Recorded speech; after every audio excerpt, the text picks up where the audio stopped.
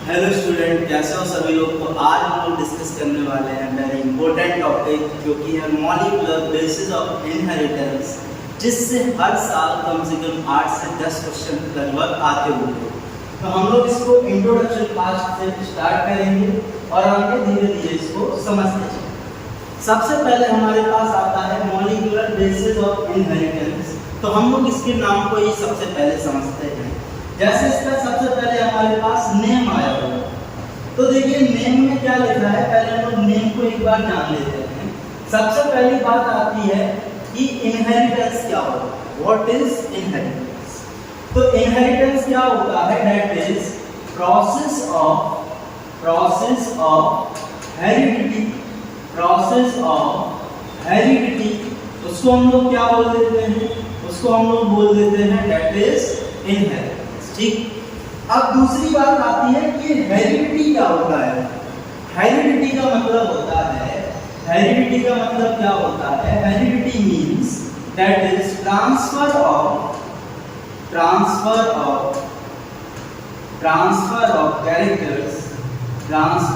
Characters from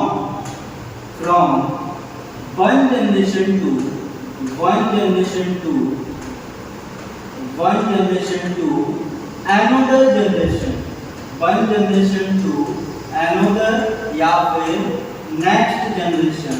इसको हम लोग क्या बोल देंगे, इसको हम लोग बोल देते हैं that is heredity.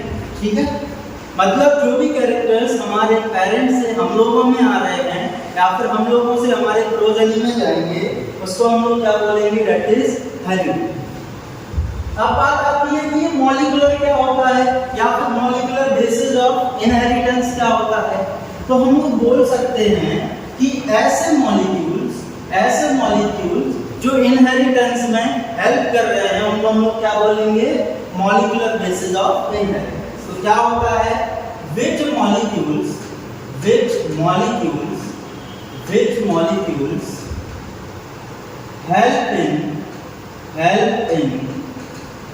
help in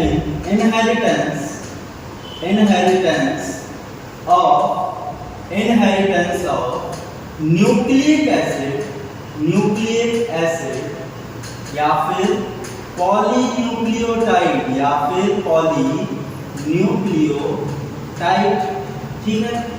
इसको हम लोग क्या बोल देंगे, इसको हम लोग बोल देंगे मॉलिक्यूल्स। ठीक है, ऐसे मॉलिक्यूल जो कि क्या कर रहे हैं, जो हमारे पास ये दिए हुए हैं दैट इज न्यूक्लिक एसिड और पॉलीन्यूक्लियोटाइड, इनको एक जनरेशन से दूसरे जनरेशन में भेजने का काम ये करते हैं। ठीक है, अब सबसे पहली बात हमारे पास आती है इन 1869 हम लोग बात करते हैं। देखो, इसको समझने से पहले एक दो पॉइंट्स और हम लोग थोड़ा समझते हैं। तो हम लोग यहाँ पे दो चीजों के बारे में बात किया गया था। यहाँ पे बात किया गया था न्यूक्लिक एसिड। तो पॉइंट आता है कि न्यूक्लिक एसिड क्या होता है। तो न्यूक्लिक एसिड हमारे दो होते हैं, कौन कौन सा, एक तो हमारे पास होता है दैट इज डीएनए और दूसरा हमारे पास कौन सा होता है, दैट इज आरएनए। ठीक है, ठीक। डीएनए मतलब डीएनए होता है डीऑक्सी राइबो न्यूक्लिक एसिड। और आरएनए क्या होता है, आरएनए होता है राइबोक्सी न्यूक्लिक एसिड। इसमें डिफरेंस क्या होता है, इसमें सेकेंड कार्बन पोजीशन से क्या किया जाता है, सेकेंड कार्बन पोजीशन से रिमूव किया जाता है, रिमूवल ऑफ ऑक्सीजन। ठीक है, तो ये कुछ बेसिक पॉइंट हो गए। और दूसरी चीज जो हमारे पास डीएनए होता है, ये डीएनए जेनेटिक मटेरियल होता है किसके अंदर, दैट इज जेनेटिक मटेरियल इन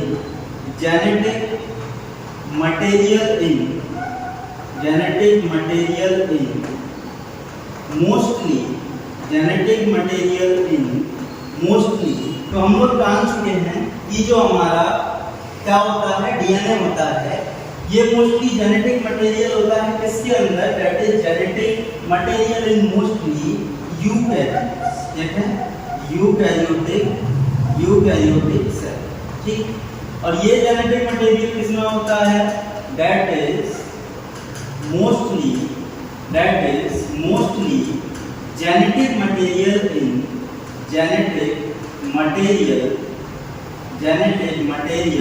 इन किसमें होगा, प्रोकैरियोटिक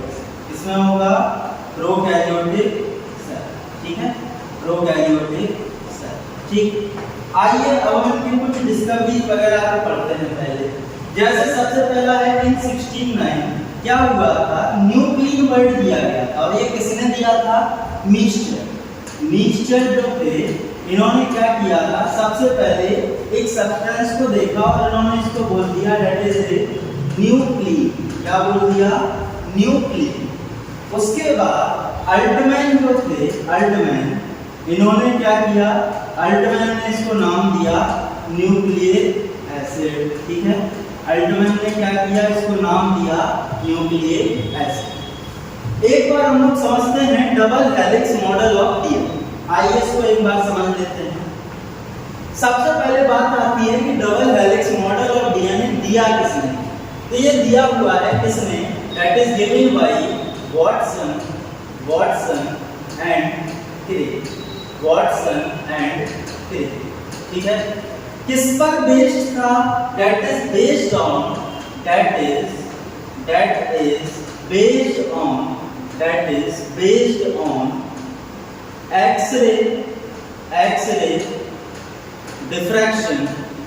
एक्स-रे डिफ्रैक्शन, ठीक है। किस पे बेस्ड था, एक्स-रे डिफ्रैक्शन, जो कि किसने दिया था, गिवन बाय विल्किंस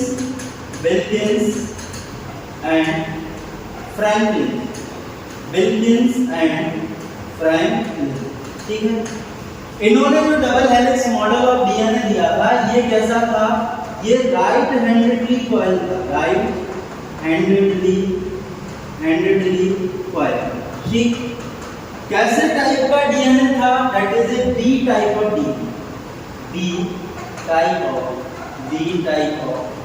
डीएनए, ठीक। कैसा था, that is D type of DNA, ठीक। इसके स्ट्रक्चर को थोड़ा बाद में समझेंगे, क्योंकि हमें कुछ बेसिक पॉइंट इसमें आने चाहिए। क्या आने चाहिए, देखो यहाँ पे 4 ग्राफ में रूल्स दिया, लेकिन 4 ग्राफ के पहले समझो कि पॉलीन्यूक्लियोटाइड्स क्या होते हैं, ठीक है। तो ये किससे मिलके बने होते हैं, दैट इज मेड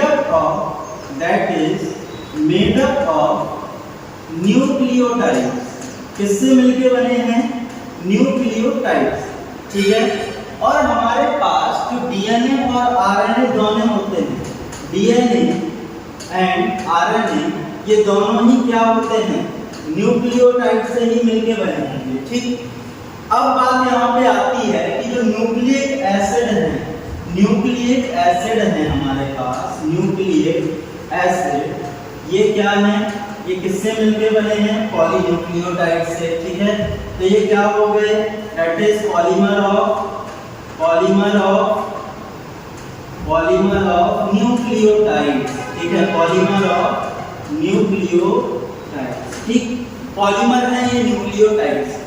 अब हमारे पास सबसे पहले बात आती है कि न्यूक्लियोटाइड्स क्या होते हैं,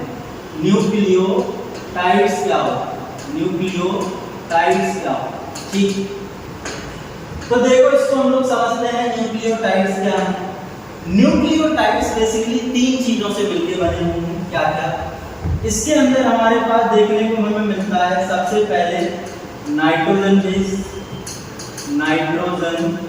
बेस, दूसरा हमारे पास होता है इसमें शुगर, और तीसरा हमारे पास होता है इसमें दैट इज फॉस्फेट ग्रुप। क्या होता है, फॉस्फेट ग्रुप, ठीक है, ठीक। ये तो बात हो गई न्यूक्लियोटाइड्स की। अगर तुमसे पूछा जाए कि न्यूक्लियोसाइड क्या होता है, तो इन दोनों को यदि मिला दो तो ये होते हैं न्यूक्लियोसाइड। क्या होते हैं?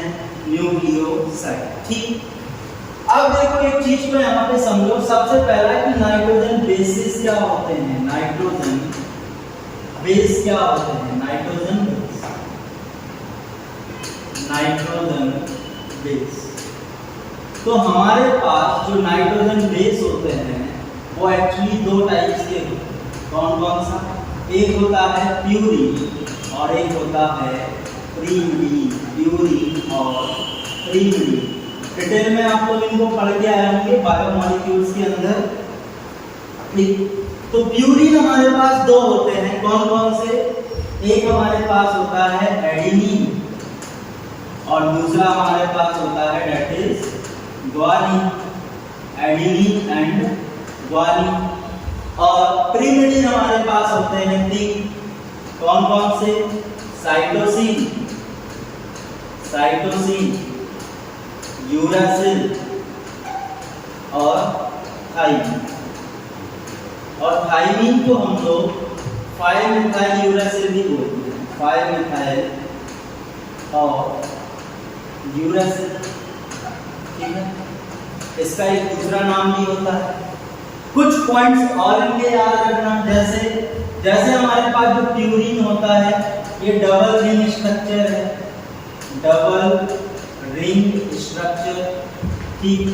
दो रिंग से मिलके बना होगा और इन दो रिंग को हम लोग क्या बोलते हैं? इमीडा। इनको बोलते हैं इमीडा। इनको बोला जाता है इमीडाजोल रिंग। ठीक है। क्या बोलते हैं? इमीडाजोल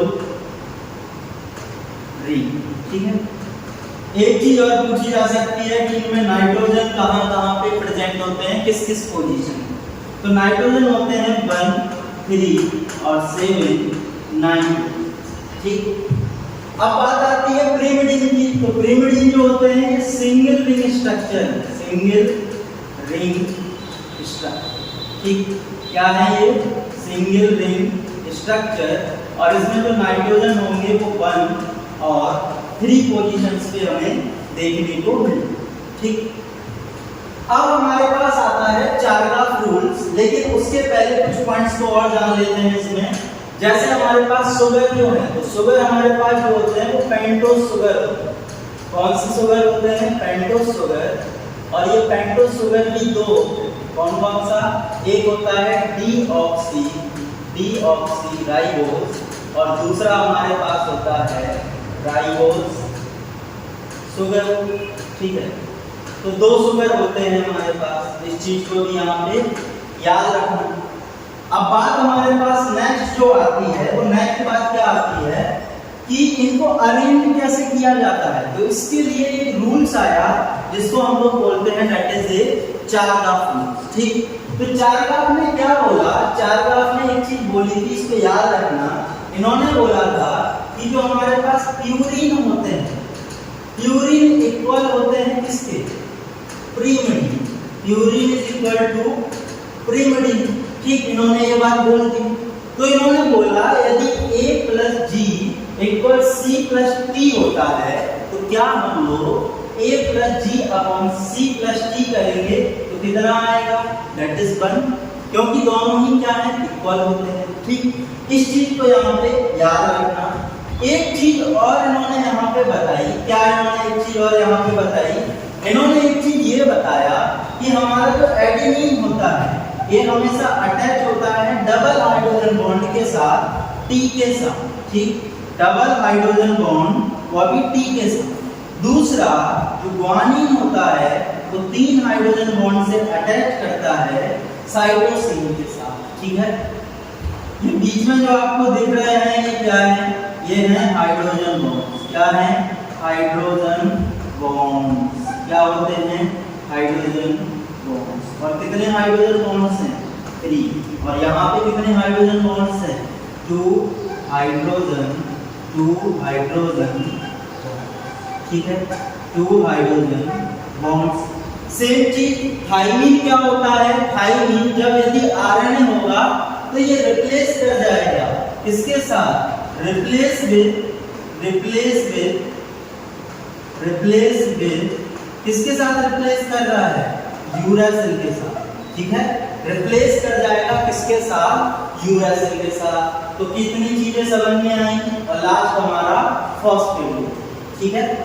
अब हम लोग एक चीज को यहाँ पे समझते हैं, वो है डीएनए का डबल हेलिक्स स्ट्रक्चर, और इस स्ट्रक्चर को हम लोग यहाँ पे जानें, ठीक है। इस स्ट्रक्चर को हम लोग यहाँ पे समझ लेते हैं कि डीएनए का डबल हेलिक्स स्ट्रक्चर किस तरीके से बना हो, ठीक। डीएनए का डबल हेलिक्स स्ट्रक्चर किस तरीके से बना होता है, ठीक है। कुछ हम लोग इसके फीचर्स भी यहाँ पे लिखते जाएंगे साथ, कुछ हम लोग फीचर्स भी यहाँ पे इसके लिखते जाएंगे, ठीक है। जैसे ये पहली चीज तो हमें पता चल गया कैसा है, पहली चीज हमें पता चल गया ये डबल स्टैंडर्ड कैसा है, डबल हेलिकल, डबल हेलिकल, ठीक है। दो स्ट्रैंड होते हैं इसमें, क्या होते हैं? टू स्ट्रैंड, ठीक, दो स्ट्रैंड हमें देखने को मिल रहे हैं, वो कि कैसे? अपोजिट, एंटी पैरेलल, ठीक है। कैसे होते हैं? एंटी पैरेलल, एंटी पैरेलल, ठीक है।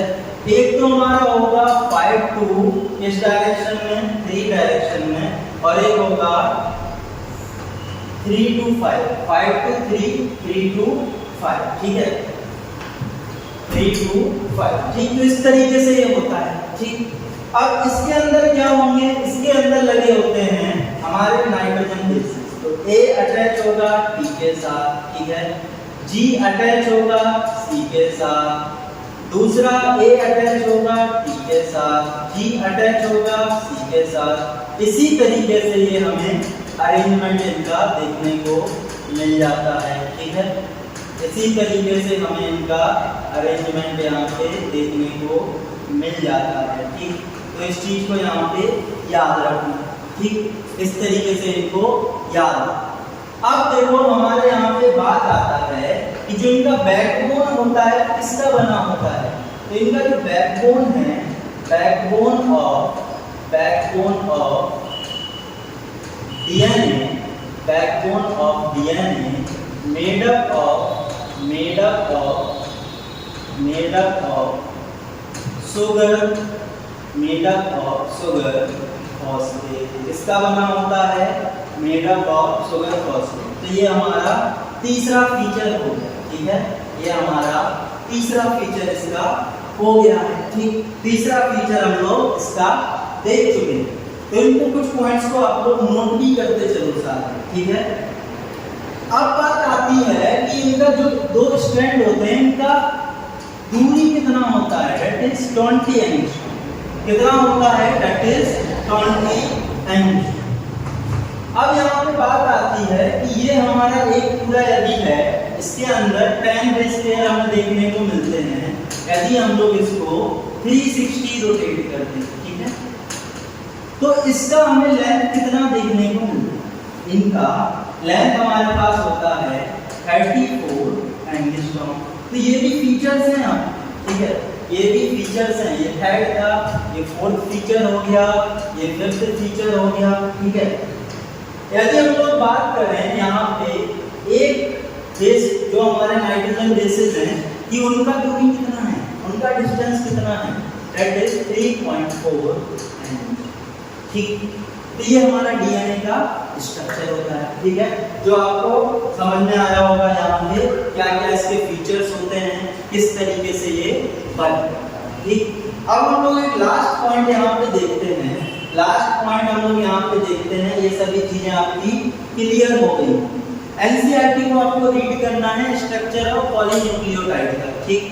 अब देखो इसमें एक चीज हमें क्या देखना है, एक चीज हमें देखना है 174 इसके न्यूक्लियोटाइड्स कितने होते हैं इसमें? 5386 न्यूक्लियोटाइड, ठीक है। लैम्डा बैक्टीरियोफेज के अंदर बेस पेयर कितने होंगे? 48502 ई कोलाई के अंदर कितने होंगे? 4.6 into 10 to the power 6 base pair. Human के अंदर 3.3 into 10 to the power 9 base pair, ठीक है। यहाँ तक समझ में आया? चलो आगे हम लोग कुछ डीएनए और आरएनए के कुछ बेसिक डिफरेंस देखें, ठीक है। कुछ बेसिक डिफरेंस देख लेते हैं डीएनए और आरएनए। तो हम लोग देख रहे हैं क्या, हम लोग देख रहे हैं डिफरेंस बिटवीन किसमें, difference between DNA and RNA, difference between DNA and RNA. ठीक है, चलो कुछ बेसिक डिफरेंस हम लोग इनमें समझ लेते हैं। तो जैसे हमारे पास डीएनए है, एक साइड हम डीएनए लिख देते हैं, एक साइड हम लोगों ने आरएनए। ठीक, चलो इसको एक बार समझें। तो डीएनए जो होता है ये किससे मिलकर बना है, that is made up of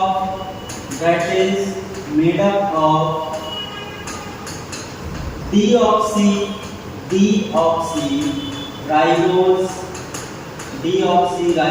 sugar. ठीक है, और ये किससे मिलके बने हैं, made up of ribose sugar. तो ये किससे मिलके बने हैं, ये मिलके बने हैं राइबोस शुगर। दूसरा पॉइंट हमारे पास आता है कि डीएनए जो होते हैं वो कैसे होते हैं, double helix, that is double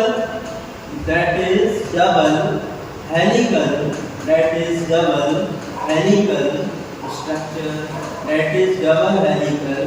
structure. और ये कैसे होते हैं, ये होते हैं दैट इज सिंगल